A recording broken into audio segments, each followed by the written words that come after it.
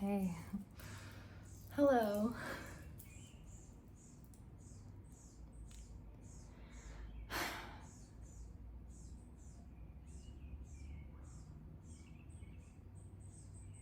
So, I'm in my new place. Very exciting, very exciting. I feel like I kind of want to put you down just a little.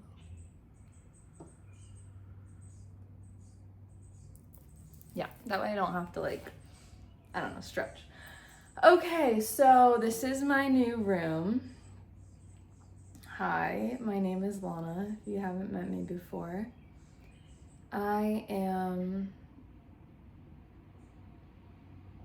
going through a transition and transformational time in my life. And if you've kept up with my life, I'm very happy to hear that because I can hardly keep up with my life.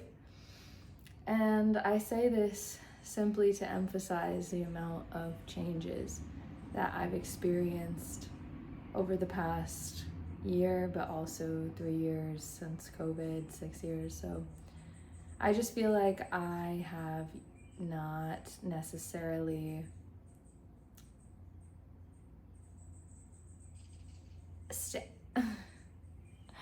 I have not necessarily stayed stagnant in any sense of the word.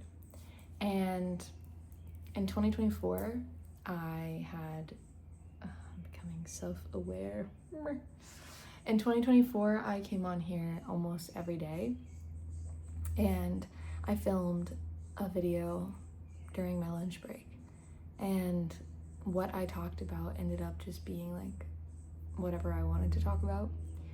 And so I want to do that again. I also know that not editing my videos may frustrate some people. I don't personally like to edit my videos because I believe it takes away from the authenticity.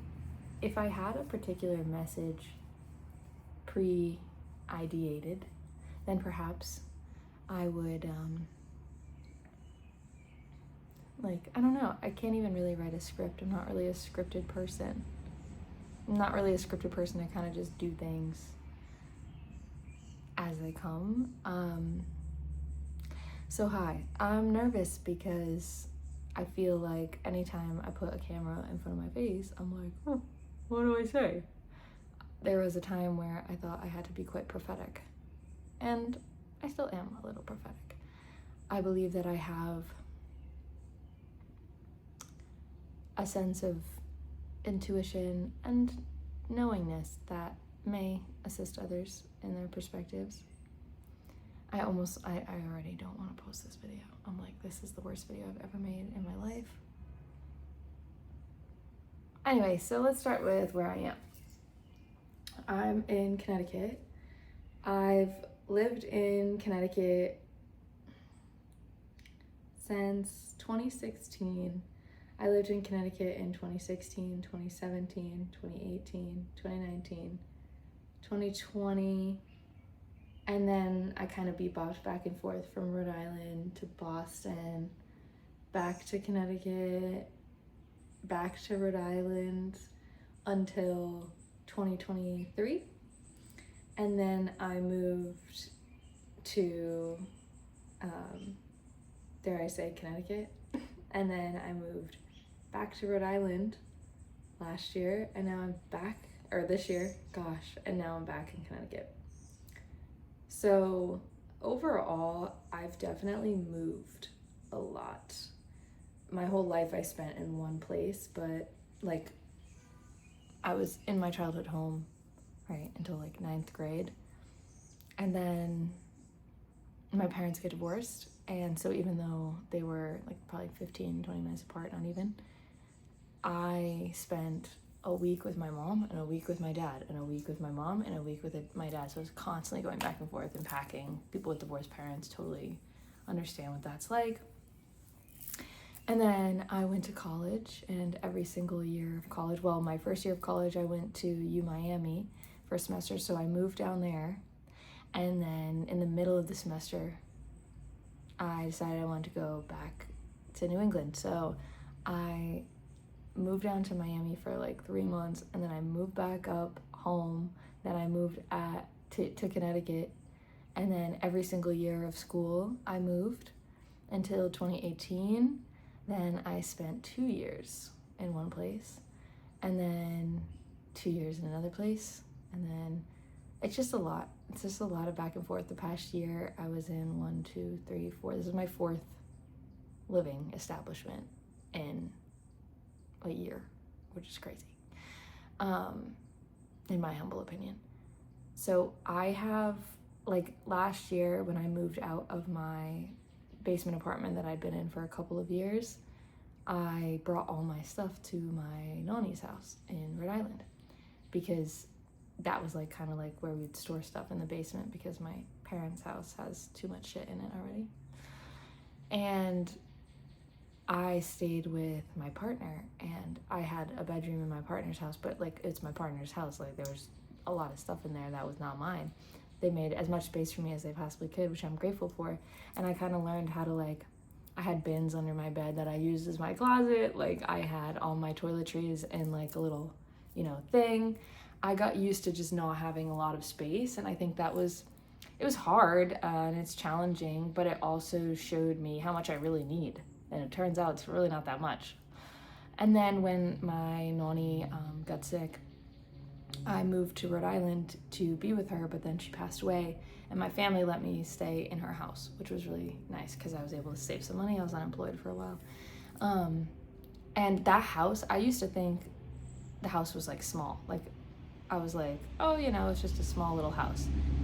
That house, comparatively speaking, like going from a cramped kind of little bedroom apartment with like living out of bins to having a full dresser. Oh, it's open. I didn't even close the dresser for you guys. Having a full bedroom set that isn't from IKEA.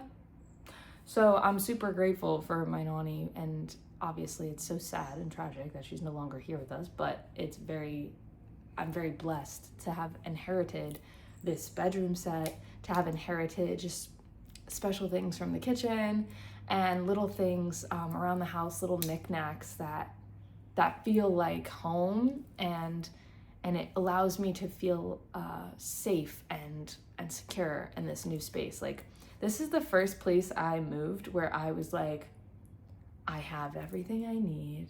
I feel held. I feel like not that I used to be wasteful. I was not wasteful, but I was definitely buying more things that I didn't really need. And I went through a minimalist period during COVID, actually, and got rid of a bunch of stuff, which I'm so glad I did. But now that I'm here, like, I'm just slowly unpacking, and I'm just realizing, like, I don't need much.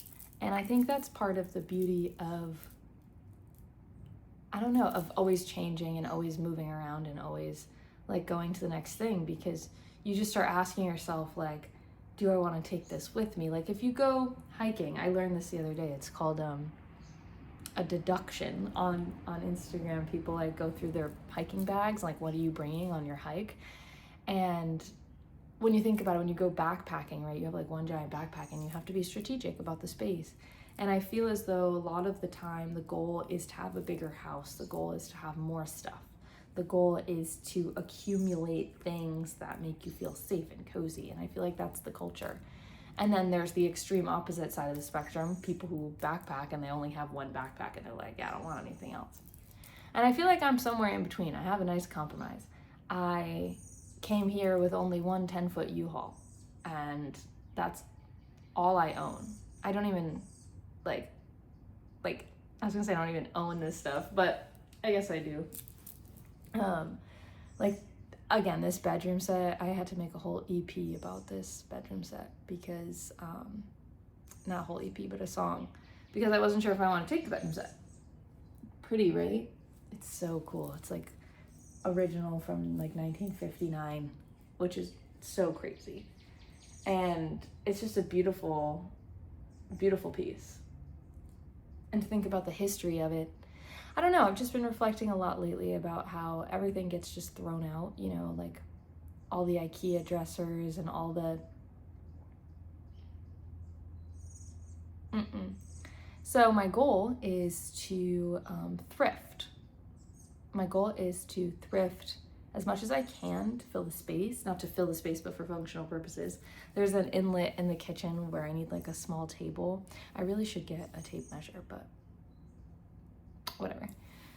Yeah, so I guess this video, it's a short one today, but I just wanted to come on here and let you know that I will be doing daily videos again, if not daily, multiple times a week.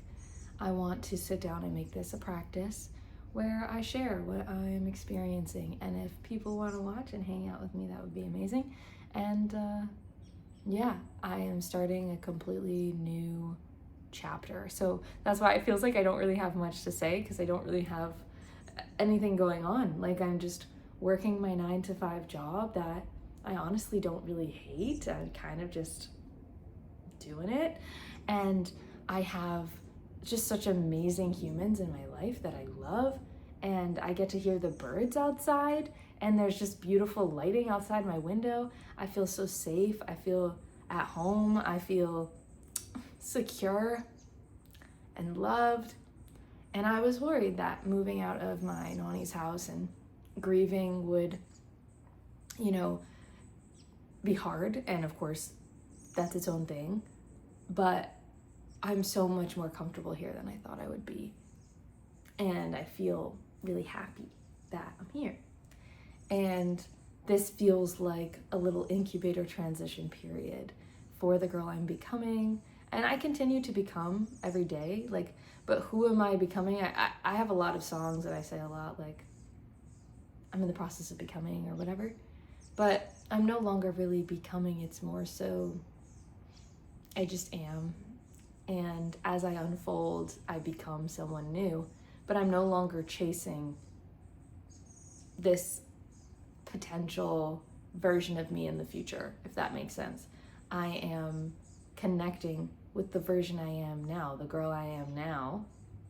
And then together with the person, all parts of me are moving towards the future. So I leave room, of course, for the potentiality of who I can become. However, I connect with that version of me that is always becoming, and I bring her into the now moment. And so it's less about, I'm in the act of becoming, because I'm not revolving my entire life and organizing my life structure around what I am becoming. I am structuring my life around who I am. And who I am is playful and fun and curious and adventurous and exploratory and loving and compassionate and happy and joyful and just fun. And I can take that with me all the time. I don't need to decide who I am in a rigid sense or who I want to become. Of course, it's always great to have goals. Of course, it's always great to strive towards something, but I'm striving towards the now moment.